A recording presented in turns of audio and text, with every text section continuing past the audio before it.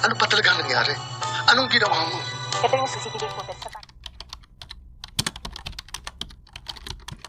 Narito na po ang update sa attorney at law Lilit Matias. Habang nasa morgue nga itong sina Lilit at ang kanyang inahin na si Cecilia ay umiyak nga itong si Lilit. Inamin naman ni Cecilia sa inaanak niyang si Lilit na siya nga ang pumatay sa totoo nitong ina.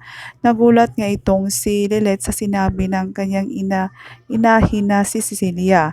Samantala, tinanong naman ni Constantino itong si Lorena kung siya ba ang totoong pumatay kay Meredith.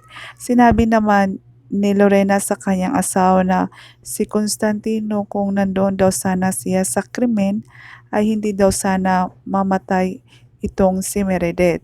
At sa kasalukuyan nga, hinahanap nga nila Era at Lilet ang pumatay ng kanilang ina.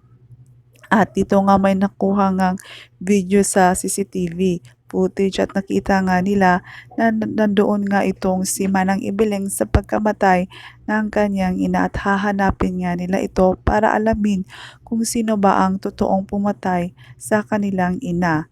At gayon pa man, habang tulog nga itong si Ino sa kanyang kwarto ay pinagmasdan naman ni Lorena at ni Constantino ang kanilang anak at sinabi nga ni Lorena sa kanyang asawa na lahat daw ay gagawin niya para lang hindi daw masira ang buhay ng kanyang anak dahil alam nga ni Lorena ang sekreto ni Ino at alam din ni Meredith.